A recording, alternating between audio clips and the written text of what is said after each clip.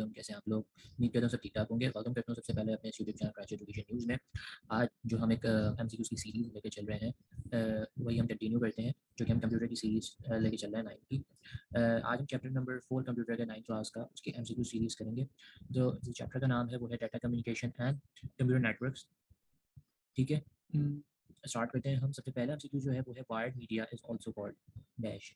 ठीक है? Wired media जो होता है मुझे क्या कहते हैं? टारगेटेड मीडिया कहते हैं, डायरेक्टेड मीडिया कहते हैं, गाइडेड मीडिया कहते हैं, गाइडेड मीडिया कहते हैं। गाइडेड मीडिया होता है। गाइडेड मीडिया होता क्या है? गाइडेड मीडिया बेसिकली ये होता है कि आप समझ लो एक ट्रांसमिशन मीडिया होता है।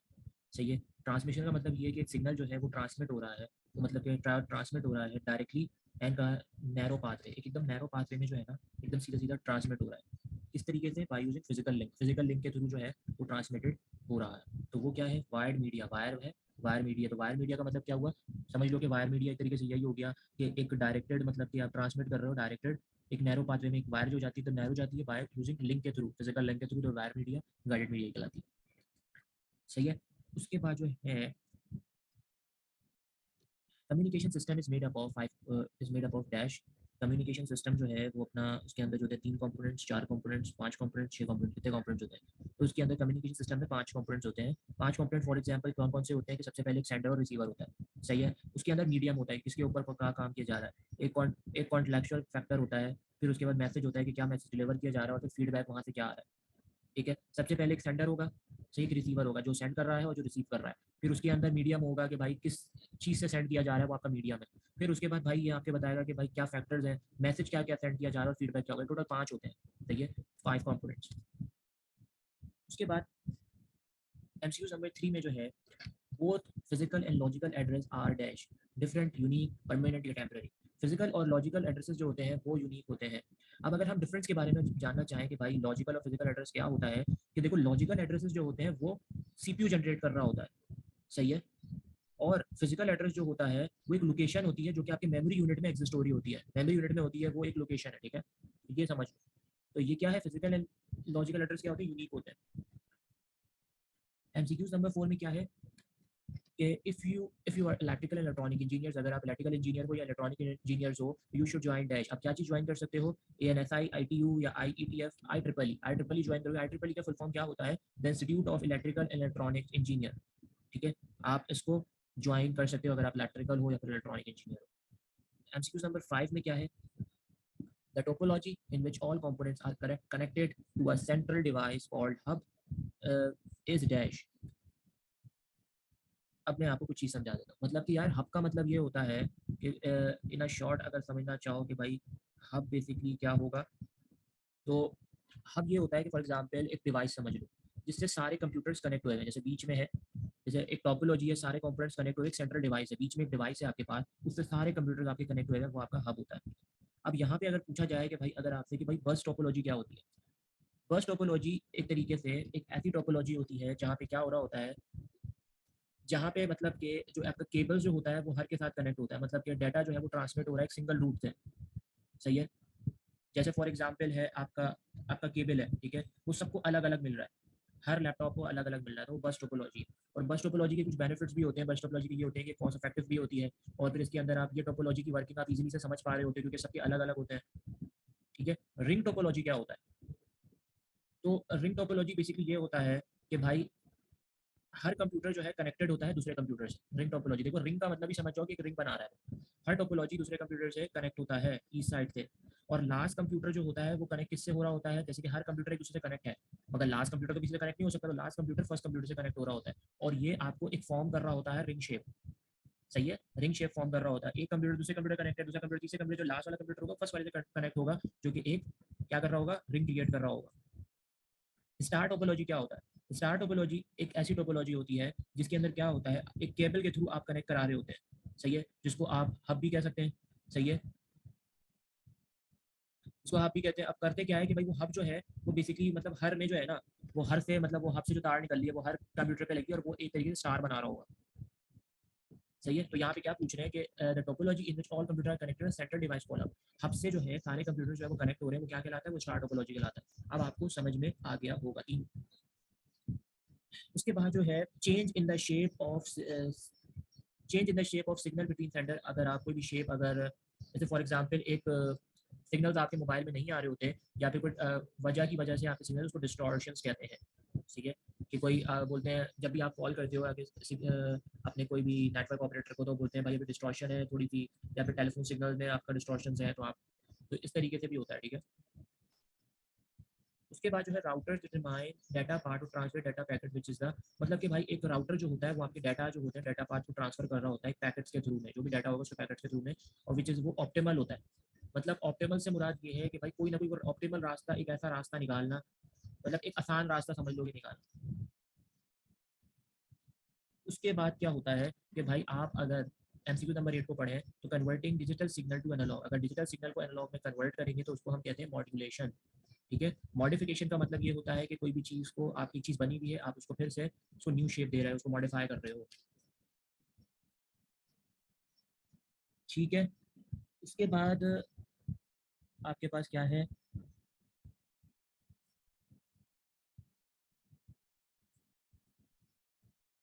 अब एमसीक्यू नंबर 9 के अंदर ये है कि number of bit use in an IPv4 addresses are, IPv4 के अंदर कौन से एड्रेसेस यूज हो रहे होते हैं, IPv4 के अंदर कितने बिट्स हैं। देखो यार, एक चीज़ याद रख लो, एक IPv4 होता है, एक IPv6 होता है। आप बेसिकली अपनी बुक में IPv6 नहीं पढ़ो, ठीक है। इंटरनेट प्रोवाइडर आप जो है आप उसको नहीं पढ़ो IPv6 को, ठीक है।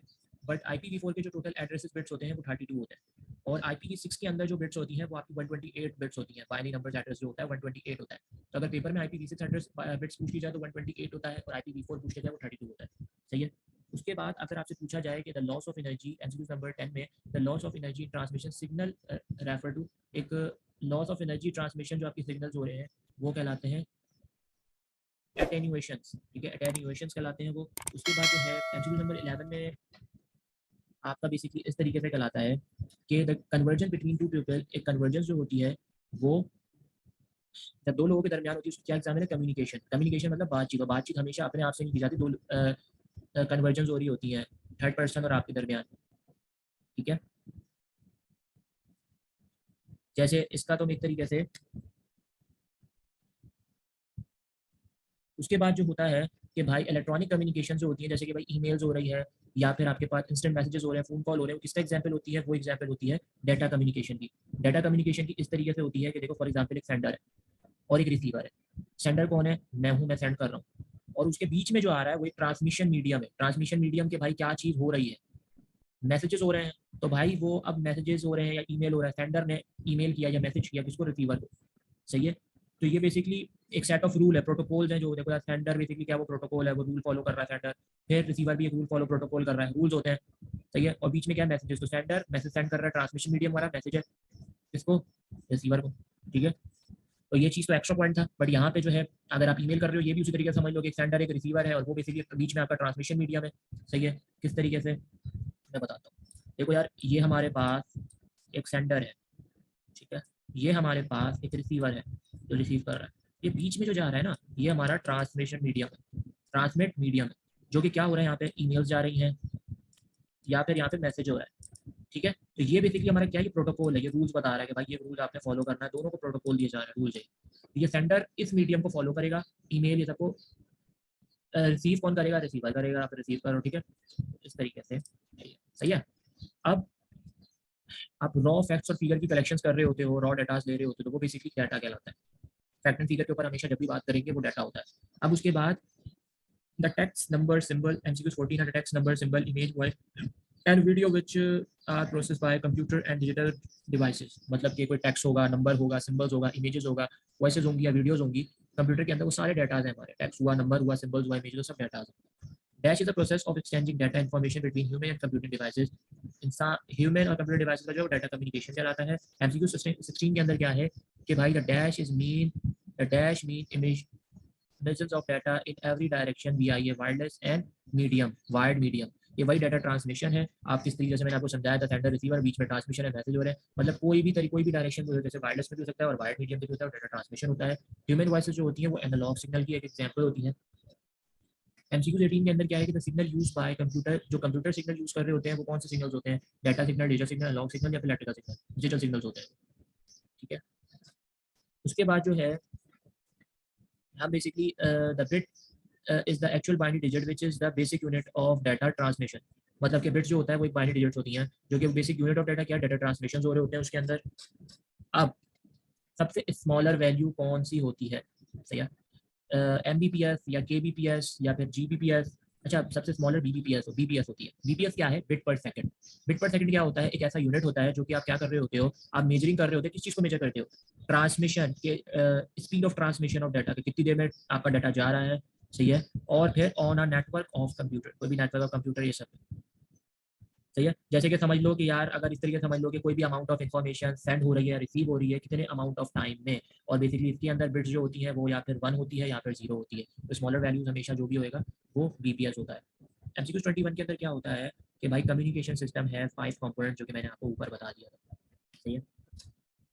एमसीक्यूज एमसीक्यूज नंबर 22 के अंदर क्या है कि भाई द ट्विस्टेड पेयर केबल, और आपके पास कोएक्सियल केबल हो गया, रेडियो वेव्स हो गया, सारी एग्जांपल एक मीडियम है, ये सारे एक मीडियम है कि भाई इसके थ्रू, इस चैनल से गुजर के आपको जाना है, सारी मीडियम से। A dash is an agreement between two parties और वेंडर्स, ये एक एग्रीमेंट होता है दो पार्टीज के दरमियान यूजिंग कम्युनिकेशन डिवाइसेस, कोई भी कम्युनिकेशन डिवाइस को यूज करने के लिए ये एग्रीमेंट किया जाता है। प्रोटोकॉल होता है। प्रोटोकॉल बेसिकली क्या होता है कि दो पार्टीज हैं, उनके दरमियान कोई भी एग्रीमेंट होगा कि भाई ये इस तरीके से आपने ये रूल्स को फॉलो करना है, तो आप ये डिवाइस को यूज कर सकते हो, कर सकते हो। तो एक रूल, प्रोटोकॉल हमेशा ये कहलाता है एक सेट ऑफ रूल या फिर गाइडलाइन, कोई भी रूल या फिर गाइडलाइन होता है कोई भी चीज़ यूज करने का, सही है। तो इसीलिए जो प्रोटोकॉल है कि दो पार्टीज के और वेंडर के दरमियान एग्रीमेंट हो रहा है, वो प्रोटोकॉल है। एमसीक्यू 24 क्या है? कहना dash is broadly classified into two groups, सही है। दो ग्रुप्स में ट्रांसफर, जो कि गाइडेड एंड अनगाइडेड होता है, उसको क्या कहते हैं? Transmission media. अच्छा, मैं एक चीज बता देता हूँ, ट्रांसमिशन मीडिया के अंदर दो ग्रुप्स होते हैं, ये आपको पता चल गया कि एक गाइडेड मीडिया होता है, एक अनगाइडेड मीडिया होता है। गाइडेड मीडिया के अंदर तीन चीजें होती हैं, जो कि होती है आपके पास फाइबर ऑप्टिक्स, ट्विस्टेड और कोएक्सियल। कोएक्सियल के अंदर बेसिकली आपके पास कौन से बैंड आते हैं? एक ब्रॉड बैंड आ जाता है, एक बेस बैंड आ जाता है। फाइबर ऑप्टिक्स एक ही होता है, मगर ट्विस्टेड के अंदर आपके पास अनशील्ड आ जाता है और शील्ड आ जाता है। ये सारे वायर्स हैं, सही है। कोएक्सियल, फाइबर ऑप्टिक्स और ट्विस्टेड, ये सब वायर्स हैं, मतलब कि केबल वायर्स होते हैं, वो सारे हैं। और उसी के अंदर ये आ जाता है कि भाई शील्डेड वायर क्या होते हैं, अनशील्डेड वायर क्या होते हैं, ये सारे वो हैं, ठीक है। उसी तरीके से अनगाइडेड मीडिया के अंदर तीन चीजें आ जाती हैं, जैसे रेडियो वेव्स हो गया, माइक्रोवेव्स हो गया, और इंफ्रारेड रेज हो गई, टाइप वेव्स हो गई, ये सारी चीजें आ जाती हैं। तो ट्रांसमिशन मीडिया के अंदर दो चीजें होती हैं, गाइडेड मीडिया और अनगाइडेड मीडिया। पूरा एक्सप्लेन कर दिया इसको मैंने। यहाँ पे जैसे दो ग्रुप्स आपसे पूछ रहे हैं कि कौन से दो ग्रुप्स होते हैं, क्लासिफाई होते हैं दो ग्रुप्स में, गाइडेड और अनगाइडेड, और ट्रांसमिशन मीडिया होता है। अगर वो आपसे पूछ लें कि भाई कॉलेक्सियल या फिर फाइबर ऑप्टिक्स या फिर ट्विस्टेड, ये कौन से आपके पास होते हैं मीडिया, ये कौन से मीडिया के अंदर लाई करता है, तो ये बेसिकली गाइडेड मीडिया के अंदर लाई करता है। और अगर आपसे रेडियो वेव, माइक्रोवेव ये पूछे, तो ये अनगाइडेड मीडिया के अंदर लाई करता है। इतना समझ में आ गया। एमसीक्यू 25 के अंदर होता है कि भाई dash cable is made up of putting two separate wires together in a twisted pattern, ठीक है। अगर मैं बात करूं ट्रांसमिशन मीडिया की, कि ट्रांसमिशन मीडिया, इसको थोड़ा सा स्टॉप करते हैं। अगर मैं बात करूं ट्रांसमिशन मीडिया की, कि भाई ट्रांसमिशन मीडिया क्या होता है, कि ट्रांसमिशन मीडिया एक कम्युनिकेशन समझ लो चैनल होता है, जो कर क्या रहा होता है, जो मतलब आपकी इन्फॉर्मेशन को लेता है, सेंडर से लेता है, सही है, फ्रॉम द सेंडर से लेकर रिसीवर को सेंड कर देता है, ठीक है। बस इतना समझ लो। उसके बाद क्या करते हैं, एमसीक्यू 25 में एक बेसिकली आपको एक केबल बताई गई है, जो कि दो separate wire together in twisted pattern, वो कौन से होते हैं? Twisted pair. ट्विस्टेड पेयर क्या होते हैं? ट्विस्टेड पेयर केबल एक ऐसा केबल होता है जिसके अंदर जो है सारी वायर जो होती हैं, जैसे दो वायर्स होती हैं, दो कलर वायर, सब घूमी हुई होती हैं वायर्स। अगर आप उसको कट करेंगे वो वायर को, तो देखेंगे कि वो वायर ना सारी घूमी हुई होती है आपस में, मतलब दो वायर्स आपस में मुरझाई हुई होती हैं। या फिर इस तरीके से समझ लो कि एक ऐसा वायरिंग होती है जिसमें दो कंडक्टर जो होते हैं सिंगल सर्किट के, वो ट्विस्ट हुए हुए होते हैं, मतलब घूमे हुए होते हैं एक साथ, सही है। जिससे क्या हो रहा होता है, आपका जो है ना इलेक्ट्रोमैग्नेटिक जो कंपैटिबिलिटी होती है वो इंप्रूव हो रही होती है, भैया इतना समझ लो। तो यहाँ पे क्या कर रहे हैं, यहाँ पे दो सेपरेट वायर्स को मिला रहे हैं ट्विस्टेड पैटर्न में, ट्विस्टेड मतलब घुमा के, तो वो बेसिकली ट्विस्टेड पेयर कहलाया। एक्सक्यूज नंबर 26 के अंदर क्या है कि dash is a type of cable consist of a special jacket to block external interference. मतलब वो कौन सा होता है? Shield twisted pair. मैंने आपको बताया था। अब शील्ड ट्विस्टेड पेयर क्या होता है? एक चीज आपको पता है कि भाई वाईफाई के अंदर कौन, ये एक एक्स्ट्रा पॉइंट है कि वाईफाई के अंदर कौन सा केबल यूज किया जाता है। वाईफाई के अंदर हम ईथरनेट केबल यूज कर रहे होते हैं, जो कि कंप्यूटर को कनेक्ट कर रहा होता है, किसके? लोकल एरिया नेटवर्क, जिसको लैन कहते हैं। अब लैन जैसे हम कुछ स्मॉल एरियाज या सब जा रहे हैं, बिजनेस ये सब में यूज कर रहे होते हैं, कॉलेजेस कैंपस ये सब में, ठीक है। इसके अंदर बेसिकली ईथरनेट केबल होता है, फ्रॉम द इंटरनेट प्रोवाइडर एक ईथरनेट केबल दी जाती है, जो कि आप लगाते हो अपने राउटर में और चला रहे होते हो।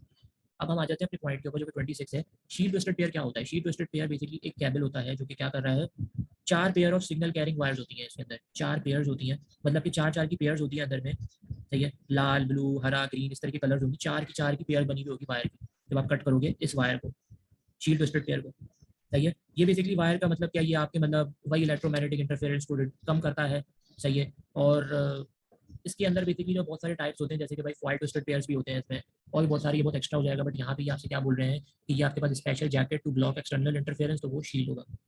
डैश केबल सीक्यूज 27 में क्या है कि dash cable has an outer plastic covering, एक प्लास्टिक कवरिंग होती है जिसमें दो पैरेलल कंडक्टर्स होते हैं और having a separate isolated protection cover, जो कि कोलैक्सियल होते हैं। अच्छा, इसका जो है ना, सिर्फ ये चीज कोलैक्सियल, इसका ये क्वार्क्स क्वार्क जो होता है ना, बेसिकली एक शॉर्ट फॉर्म होता है कोलैक्सियल का। वो बेसिकली एक टाइप ऑफ ऐसा केबल होता है जो कि क्या कर रहा होता है, डाटा को ट्रांसमिट करने के लिए आप यूज कर रहे हो कि जाके इंटरनेट होगा, डाटा ट्रांसमिशन हो रही है कि भाई वीडियो सेंड हो रही है या फिर वॉइस सेंड हो रही है। सही है। अच्छा, अब कोलैक्सियल जो केबल होती है वो बेसिकली कैसे बनी हुई होती है, एल्युमिनियम एंड कॉपर शील्ड उसके ऊपर होता है। सही है। एक आउटर प्लास्टिक जैकेट होती है उसके अंदर। सही है। जिससे क्या होता है कि सिग्नल, कम सिग्नल लॉस्ट होते हैं। ठीक है। जैसे फॉर एग्जाम्पल मैं आपको समझाता हूँ, ये आपकी एक वायर है, समझ लो। ठीक है। ये ऊपर की जो इसकी जो फ्रंट लेयर होगी ना, वो प्लास्टिक पे होती है, प्लास्टिक कवरिंग। सही है। और अंदर में अल्मीनियम होता है। सही है। और ये ज्यादातर केबल्स आपकी शायद उसमें यूज हो रही होती है, क्या बोलते हैं, केबल ये सब में यूज हो रही होती है, टीवी में केबल नहीं लगते हैं, वायरलेस में यूज हो रहे होते हैं। तो ये बेसिकली कोएक्सियल है। ठीक है। इसको हम कॉक्स भी कहते हैं।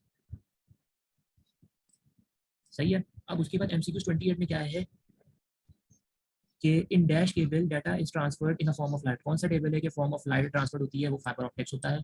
There are dash common type of guided media use for the network. कितने टाइप्स ऑफ गाइडेड मीडिया थे, हमने अभी पीछे ही पढ़ा था कि गाइडेड मीडिया से कितने होते हैं, कोलेक्शन, एक फाइबर ऑप्टिक्स और एक ट्विस्टेड, तीन होते हैं, तो हमने तीन कर दिए। एमसीक्यू 30 में क्या होते हैं कि there are dash type of twisted pair. Twisted pair में कितने होते हैं, दो होते हैं। कौन से दो होते हैं, एक तो बेसिकली ये होता है कि शेल्डेड, जो कि हमने पढ़ा था। ठीक है। और एक अनशेल्डेड होता है। सही है।